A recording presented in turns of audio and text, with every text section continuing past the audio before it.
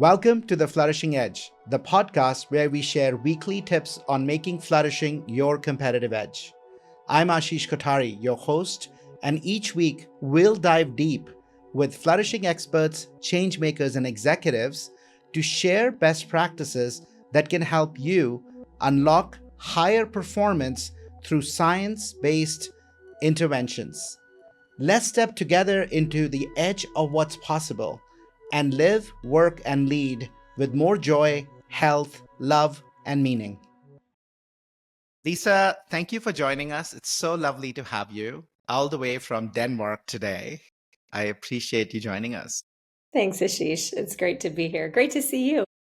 Yeah. Well, my friend, I want to dig right in. You've spent so much time. You're so passionate about mental health. Flourish Ventures is all about mental health founders. What do you think are the biggest barriers that keep founders and leaders from truly flourishing as they're building companies? Yeah, I think, at least what I've seen, especially with founders, early stage founders, a major barrier is image management. And as a founder, you're supposed to kind of project this image that you've got everything figured out, you've got everything under control, you can't show any sort of weakness. And I think sometimes that's really dangerous because if there is something going on, there's not really a way to capture that. Yeah.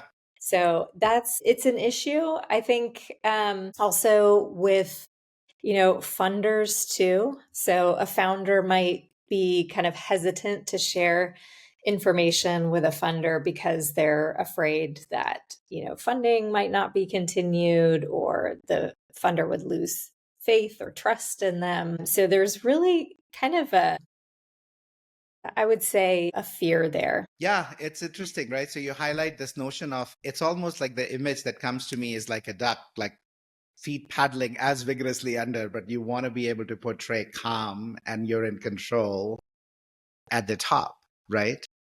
Totally. Uh, and yet, right, the birthing of a company, right, the growth of a company, it's basically a business or it's an idea looking for, should it exist? Can it exist? There is so much that's actually not in control. And so you're almost living this fake news, right? You're living this, portraying a reality that doesn't exist. And there's a belief that everybody else kind of is buying, they think it all exists, so I got to make it happen. And what would become possible if we just really were vulnerable to say, hey, listen, I have an idea. I'm passionate about figuring it out. I haven't got it figured out. And actually have a different pathway. Yeah. Yeah. And I think that sort of approach and that openness and vulnerability lends ourselves to more of a growth mindset anyway, where we're like, hey, I'm mostly believe in this. Here's what I think. But obviously, there's these other things that might go wrong. So just sort of demonstrating a flexibility and ability to sort of recover if things don't work as planned and not needing to have all the answers. I think sometimes just being wrapped up in that really gets us sort of too committed to an outcome instead of the process of building. Yeah, for sure. I want to get your take on this, Lisa. So I've thought a lot about this. I'm deeply passionate about flourishing. I'm deeply passionate about how we actually help individuals rewire their brains and how do we away from fear and how do we help organizations as teams operate at a much higher potential. I've always thought about this though for startups, right? Especially in, let's say, the 0 to million or even a 1 million to 10 million journey, right? And I was thinking about this, and this is what I would love your reflections. I was reflecting on the Maslow's hierarchy, right? To some extent, we are all living in a world, we are in the Western world, where all those basic needs of safety and food, right, are all kind of met, right? For those who are kind of in the space, and then you're into relationships, and then you're into self-actualization. And you can do a lot of these things because you're not in survival mode. Like literally, like how am I going to put food? How am I going to get safety? How am I going to take care of my family, those around me?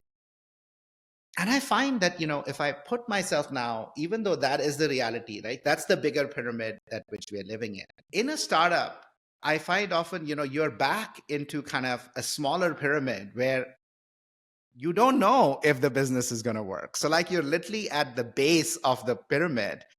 Now, if you're able to anchor onto the bigger pyramid where you're at actually have a lot of these things, I think there's a lot that becomes possible.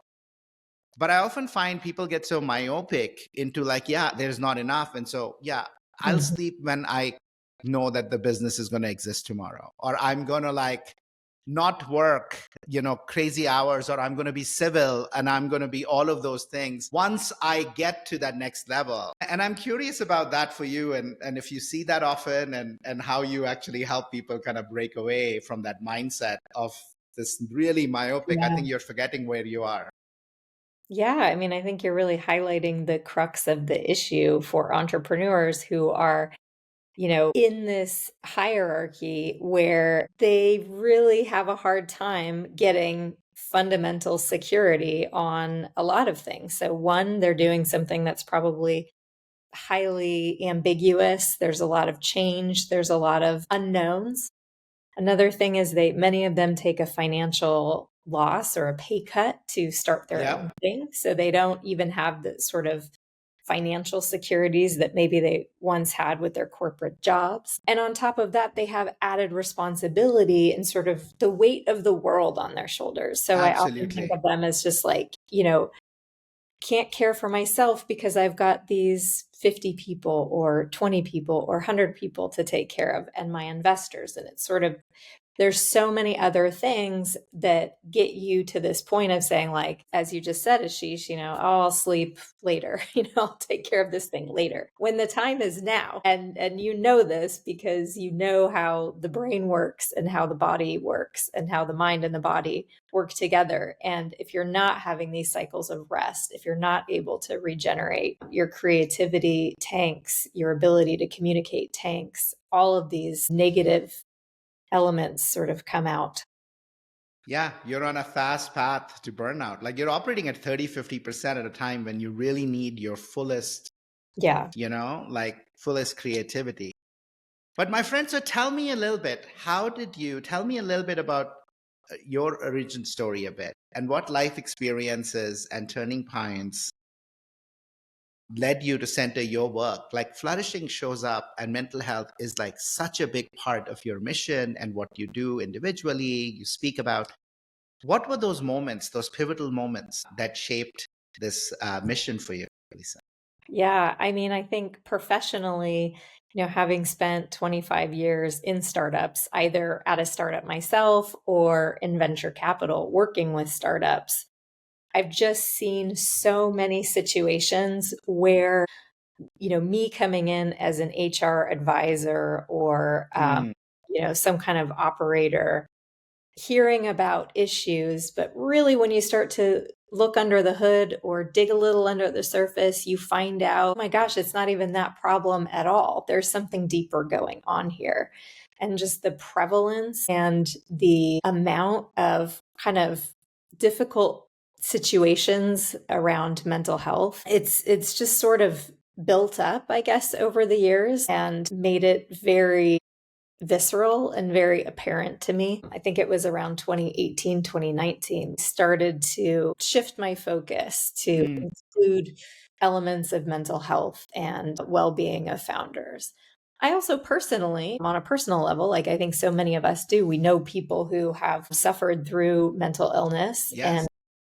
having other challenges. And for me, it's one of my children who is neurodiverse, sort of seeing the world a bit through her eyes and experiencing what it's like for someone who thinks differently is really powerful. Yeah. So a lot of research and looking at all of the companies, right, that you're supporting Yeah. that realize. And I think if you look at where mental health is, I mean, we are at a pretty critical point in the world, right? Across teenage mental health is worse than adult mental health.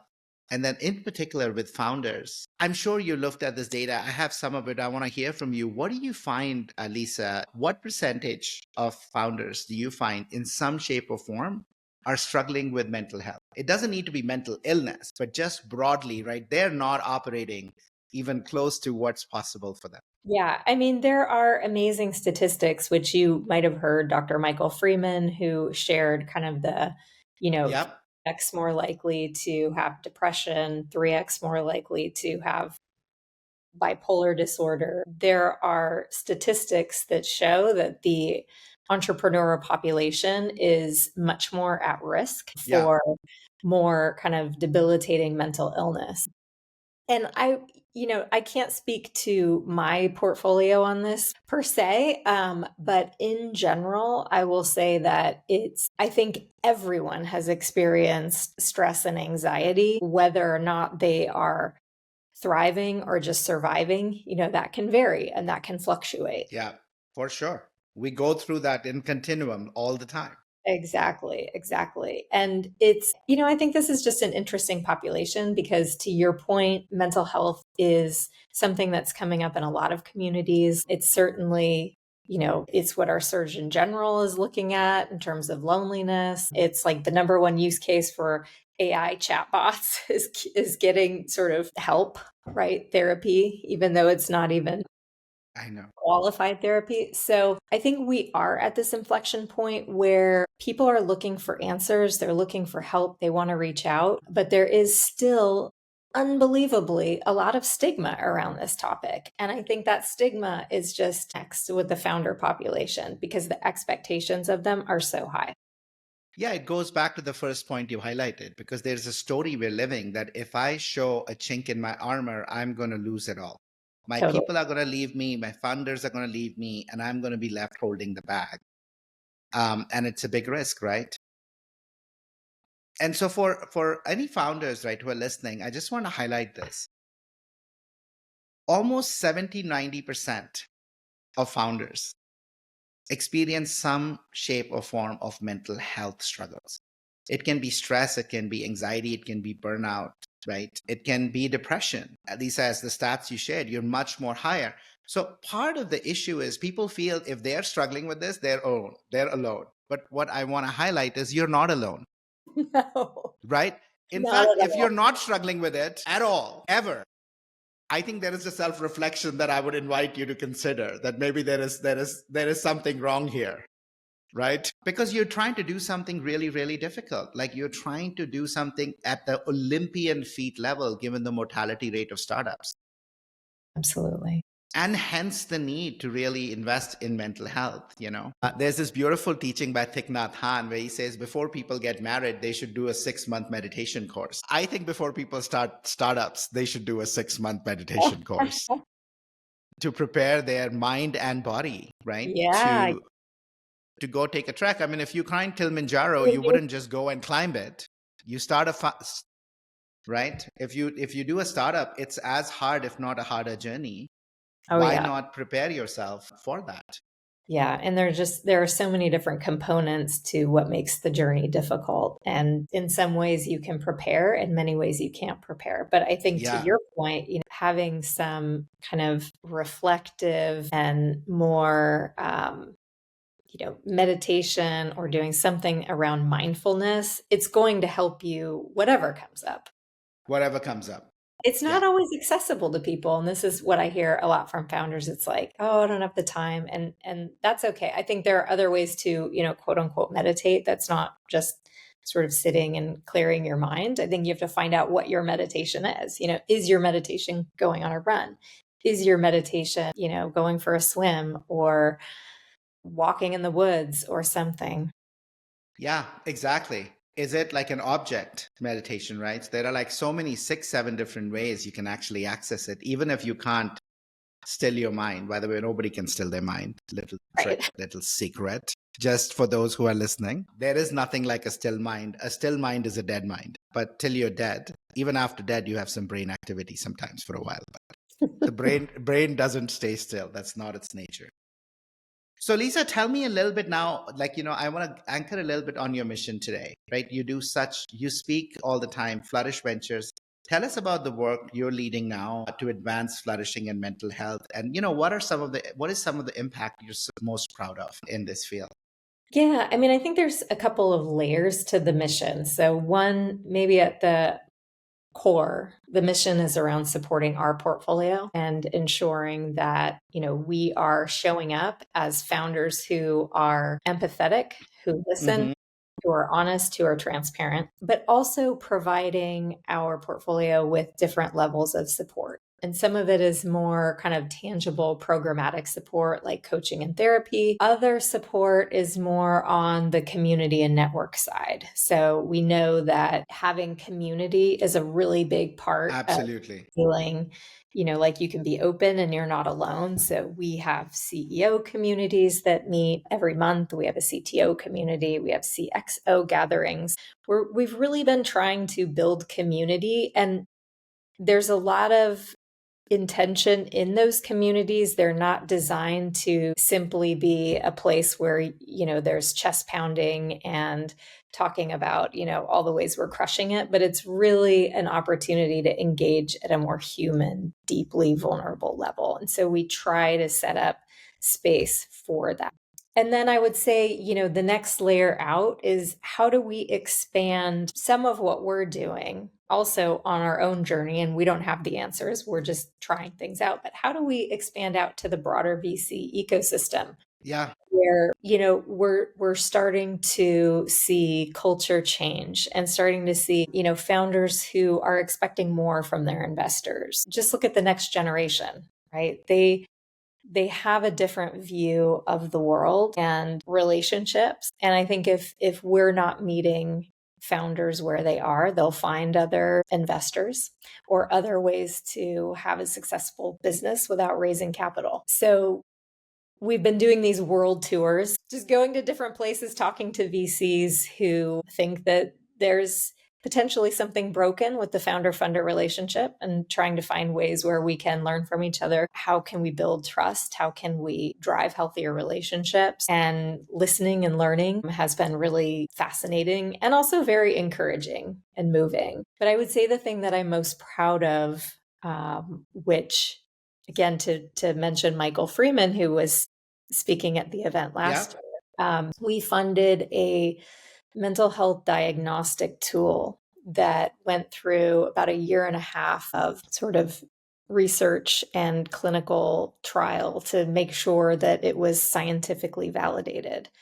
That came through. It's a 7-question questionnaire that's the only thing of its kind specifically for entrepreneurs that gauges mental health. And so that kind of product, if you will, the hope is that that can be somehow accessible to all entrepreneurs. So they have the ability to get some sort of early support by way of diagnosis and then be able to find the help that they need to get to a better space. I love the holistic nature, Lisa, of the different interventions that you highlighted, right? One, rather than just write the check, really being able to fund the support around coaching and therapy, right, for individuals that they need, recognizing, hey, it's normal. You're going to need somebody on the journey to help you. Right. And maybe you'll be open to share that with us. But if not, here's a confidential resource that can actually, what's important is you get the support. If you get it with us and you trust us, that's great. But if not, at least we want to make sure that you are, we're setting you up for success. And because if you're successful, we know you'll, higher chances of business being successful than if you're not successful, right? Absolutely. I also love the community nature of what you're doing because it is so important. I think this common humanity of these struggles are common. We can share and connect with peers. We can get coaching through peers. We can learn from their experiences. I think is so important. I think just normalizing. I think the biggest thing those communities also can do, I'm imagining, is you're normalizing the stigma and removing the stigma that goes with you're struggling. Okay, you're doing hard stuff, right? Start lifting weights. Yeah, the muscles are going to be sore. There is no way to escape that. Yeah, absolutely. I mean, think about when you started leaning into this work and started doing these podcasts and having some conversations. And now, dozens, hundreds of podcasts. I'm not even sure how many you have, but I know we're you on have our 156th podcast. Yes. And it just, every time you have these conversations, right, it's doing something to you're forming additional connections. I'm learning all the time. all the Always time, learning. Yeah. right? And 60% of how well you do is based on your relationships. The Harvard research, right? 80 plus years of Mm. Aldinger's work. Mhm. 60%. I don't know if you're familiar with that, but it was amazing, right? They started in the 90s and 30s, and they took this two population, a group of people who were going to Harvard and then some from inner city schools. And they tracked these youths. Now it's in many cases the third generation. And everything from questionnaires, interviews, but also blood samples, saliva. It was a pretty holistic. It's still running 80 plus years in. And what they consistently found, it's the quality of the relationships that determined life satisfaction, success, outcomes. It was nothing else, right? 60% is driven by that. It's so staggering. I mean, think about what that means in terms of how you're spending your day and your Yeah, time and who you're with. exactly. So I love that. And I love that you're actually taking the mantle. I have to tell you, Lisa, the venture capital model, I've been quite inspired by David Wharton's work. He wrote Another Way, right? Created the Tugboat Institute, original Kleiner Perkins person. It totally resonated with me, this notion of like how, unfortunately, venture capital, the model has strayed away from the original what made venture capital great and what resulted in HP and Apple and these companies, where it's all become about scale and how fast can I grow and exits versus building sustainable businesses run by people who are sustainably healthy. Exactly. Right. I call it the get rich or die trying model, which I think Yeah. everybody is just running the get rich or die trying. So I love the fact that you're actually saying, and you're being the light to say, hey, it doesn't have to be that way. It can be different. And if we do this, it's better for the world. So thank you for doing that. Well, and thank you for saying that. But I think, there can be pushback from the VC world who will say, okay, look, we've got LPs that we need to satisfy and we need to have these exits and we need to raise a fund. And there's all of these other stressors that VCs are experiencing too. But it's like, that's the beauty of it. So why don't you share that with your founders? Why don't you share what you need to do and what is on your mind and your stressors in a way that opens up the vulnerability pathway so that we can start having real conversations and start being transparent in a way that allows us to be honest with our companies, right? Instead of, I think there are barriers to that because of simply the volume of portfolio companies that one investor might have to deal with. Yeah. No, exactly. And it's not about, it's the same. It's this, going back to the mindset of I gotta be in control and I can't share. I think so many live in this notion of if I say this, the investors are gonna go somewhere else. They're gonna wonder if I will actually be able to deliver because I'm not willing to push as hard. When all the research we know, right? So I have the privilege of working with a couple of national governing bodies in the US Olympic movement, like USA Ski and Snowboard, gymnastics. Those organizations know when they train their athletes that high performance requires holistic well-being, physical, emotional, social, mental, spiritual, occupational. If you don't feed that, there is no way you perform at Olympian levels. And yet, first of all, when it comes to how they run their own organizations, they don't do that. Right. So that's the first kind of like, that's what you're telling everybody that, you want to win. And you're like, this is what we want to support you. Who's supporting you? But then second, you translate this into this world, right? I genuinely feel it is an Olympian feat. Yeah. To build a company against all odds. It's an Olympian feat. Yeah. You have to put well-being at the heart of that journey. Yeah. Otherwise, you're not successful. This conversation is brought to you by Happiness Squad, where we help leaders build new mindsets, new habits, and transform their ways of working to truly flourish. If you're ready to unleash the untapped human potential in your organization and operate at your best, come visit us at happiness squad.com and start your journey today. No, and that wisdom, the wisdom of sports, like the wisdom of the Olympics and the athletic training. I don't quite know why it doesn't always come through in the business culture, in the business sort of context. Because in my mind, everything, no matter what you're doing, starts with self-awareness.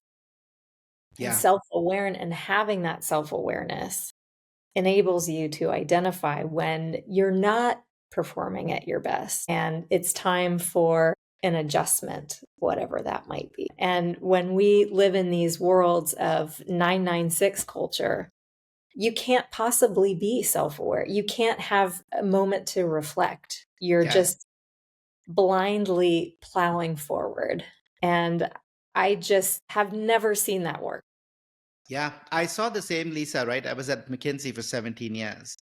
And I shifted my last 7 years at the firm versus my first 10 years at the firm, fundamentally different in terms of my own performance, the hours I was putting in, right? So I literally was getting more done between 9 to 6 than between 6 to 9, right? Consistently on every measure, Lisa, client impact, client billings, uh, feedback on me, new innovation and service lines that I was birthing, firm roles that I was paying. On every dimension, I was outperforming a 6 to 9 hustle from 9 to 6 because of exactly that. I had cultivated, right, stillness, I'd cultivated breaks, I'd cultivated balcony moments. I had picked up many of the practices that became a part of Rewire, the sunflower model. And guess what was at the heart of it? Self-awareness. Self-awareness. Because I realized, going back to mindsets, it's the stories you tell yourself, it's the beliefs that you hold. Unless you shift them, knowledge will never go into practice, because that other belief of I have to be in control, otherwise I'm going to lose, is always going to outpower what you know you need to do. Right. That Will is true. always outpower that, right? Exactly. So no, I love it. I love it that you're trying to change. So tell me a little bit, but it is a real challenge. You invest in companies. Today, the thing is, it is, you don't know if this model is going to work or not. How do you, I'm sure you get this question from other venture capitalists. How do you balance growth and humanity? How do you balance speed and scale? And, this notion of this fail fast, you have to fail fast. You have to learn. There's so much uncertainty. How do you actually balance those two? Now, how do you balance the pressures? I think it's highly individual and dependent on companies and their cultures and the expectations and their values. We don't have a sort of one size fits all. We expect all of our companies to look the same way. I think that's where, if you have such a large portfolio, as many VCs do, it can be hard to take the time to evaluate, how do we balance this out? How do we balance the speed and the need for scale with also being sustainable? Mm, And I think that it's the founders, it's the CEOs that we need to trust to identify what's best for their companies. And I think having that trust is something that we need to demonstrate in our interactions so that they know that we are supporting them, we are advisors, but ultimately it's their baby, it's their business. They know better than anyone else could. And so we have to be empowering. But we also have to create psychological safety, which is something we talk about internally a lot as a team. How do we create psychological safety within our teams? But also, how do you create that with founders so they feel like they can raise things that come up? There was a study, well, there have been multiple studies on this, but one that I think of is the Sifted study that said only 10% of founders will go to their VCs and share when something is going wrong. 10%. I mean, that's appalling, right? Because I think investors sort of have this belief that, oh, we're the first person that you call and we have all the have as much information to make good advisory decisions. But if there's not open communication, we don't really know what's going on. yeah. So I think coming back to that question, it's like it's such a dynamic, ongoing discussion. it just triggers a thought for me, Lisa, what you just said, right? Number one, for founders, building awareness of from where they're operating, community that recognizes you're not alone, that normalizes, that gives you the courage to actually open up, right? But then you're saying trust, right? Really investing in that trust between the investor and the founder, where now you don't have to, like, you're starting to kind of open up a different, first you open up to yourself and you recognize there's a problem. Then you maybe share with a peer. Then you share with somebody who's kind of should be your biggest supporters and has actually put their money behind you.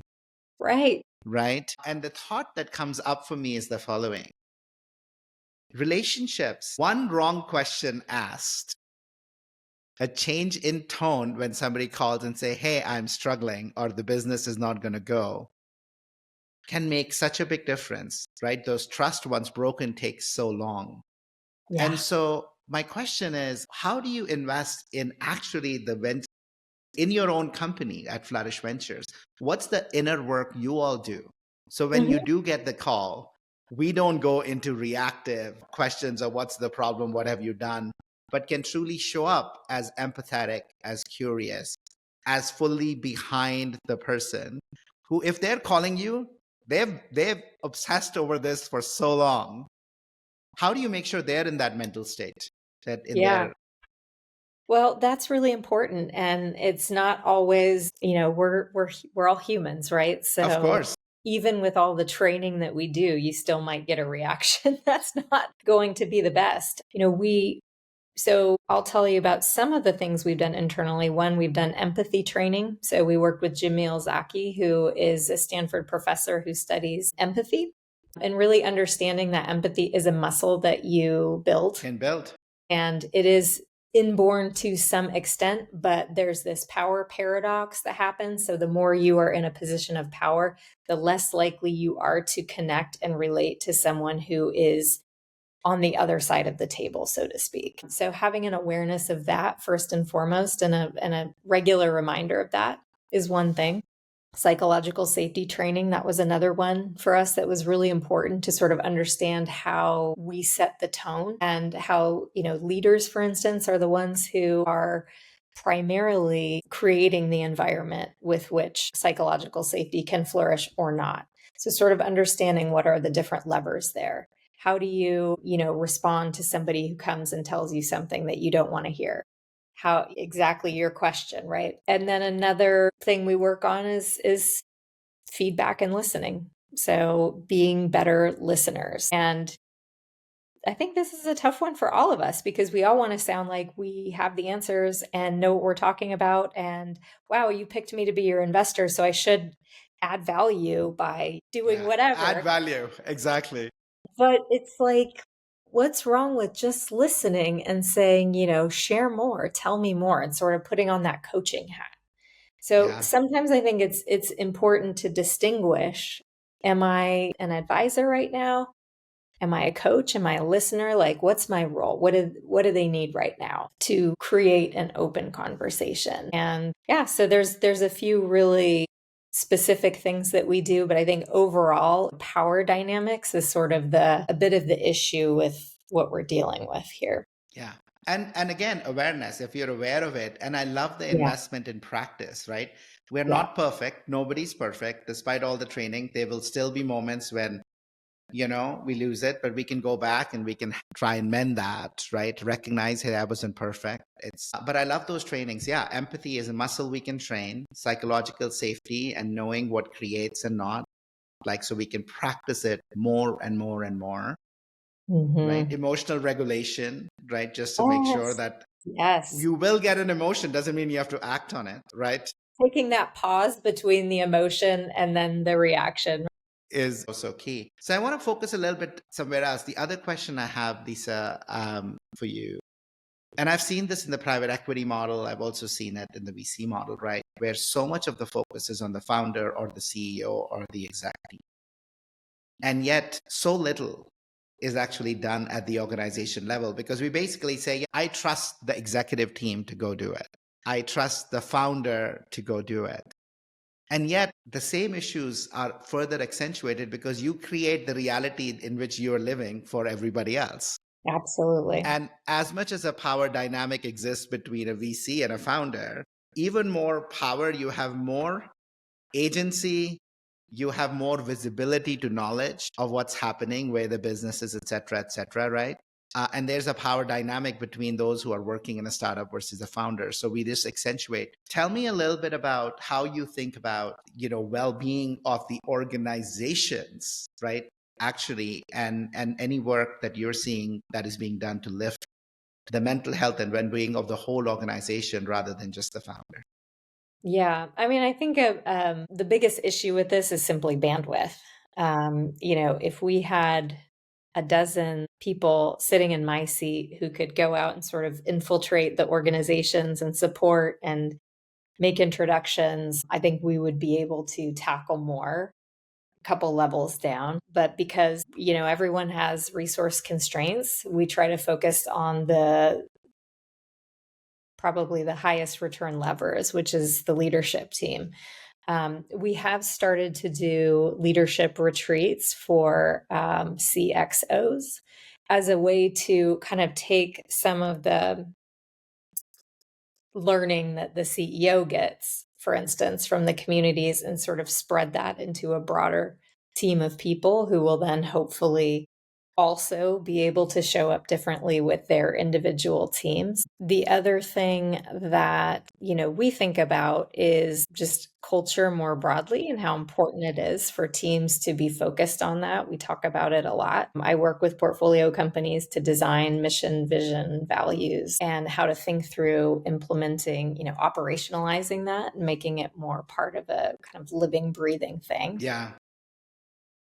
But I think like the work that you do is really important. And that's where we try to leverage folks like yourself and other kind of consultants and third parties who can come in and sort of specialize in areas where the whole team needs support. And I think probably the greatest area where I see this is management. Yeah. People leaders, especially the middle. People leader. Yes, there is such a lack of people leadership, and it's so common, and it has been common forever at startup companies because people get promoted into leadership positions because they're a great individual contributor, but then they never have any sort of training on how to, how to prioritize for others, how to give and receive feedback, how to coach your team. So I think having these various learning interventions for teams is really important. Yeah. That's for us. I mean, that's a big part, right? For all the work that we're doing, Lisa, I fundamentally hold that I fundamentally hold three truths. If we need to flourish in life, we have to flourish at work because we spend more time at work than any other activity other than sleep. Point number one. And yet most people feel like I have to survive work so I can flourish outside work. And I'm like, that's not going to happen. You are not living in a severance world. It is not possible. Thank goodness. That sounds awful to me. Right? So I think that's number one. Second is no amount of individual flourishing is going to help unless you work on the individual and the system. Because individuals shape systems and systems shape us. And so this notion of really you got to actually holistically, and in fact, that's what we found when I was researching at McKinsey, some of this work, Lisa.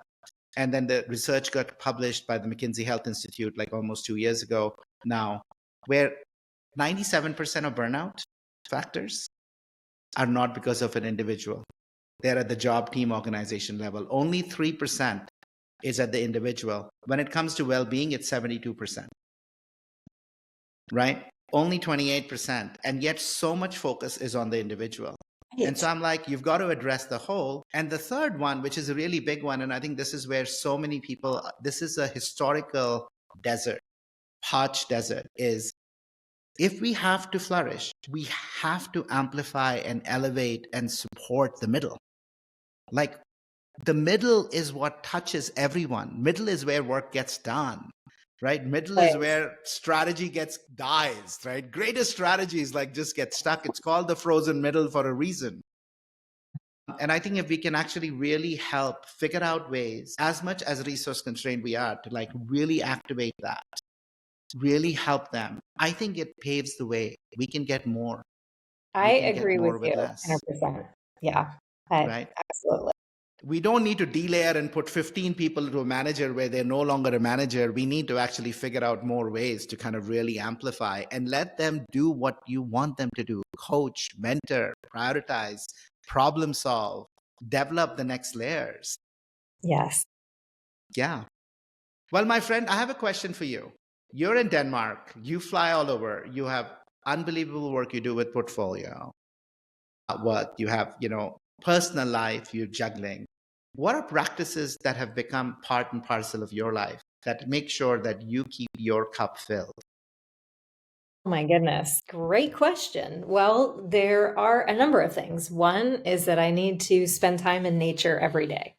So if that's 5 minutes, if that's an hour, I just need to experience the natural world. The second thing I do is journal. I think journaling is really important for getting all the emotions and the stuff from the back of the brain into that good old prefrontal cortex so we can actually work with it.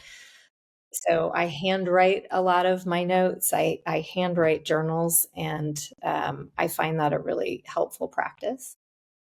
I also try to take time off once a quarter. So if that's a staycation or a vacation, just building in time for that. So those are just a few things. And then I guess the last thing would be sleep is a non-negotiable for me.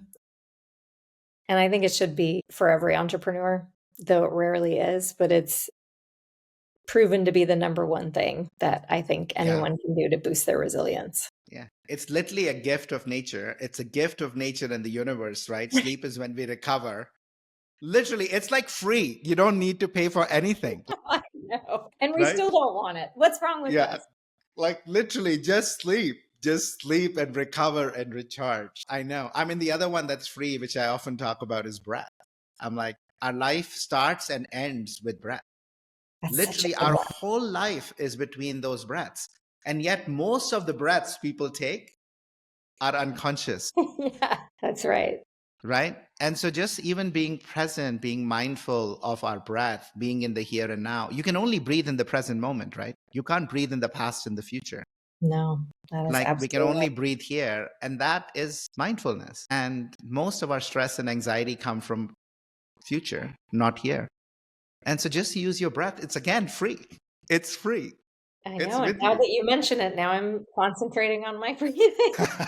Like these are free. But my friend, almost keeping an eye on time. So what advice would you have for founders who are listening? Oh, What would you tell them? find a way to disconnect from your work every single day. Even if it's a micro moment, build that muscle. Just find a way to disconnect. Start with 5 minutes, then 10 minutes, and build that up. But you've got to be able to disconnect from the amazing thing that you're doing every single day. Yeah. Beautiful. Don't let it constantly play in your head, right? Create distance from it. Yeah, it's beautiful. Thank you. Last question.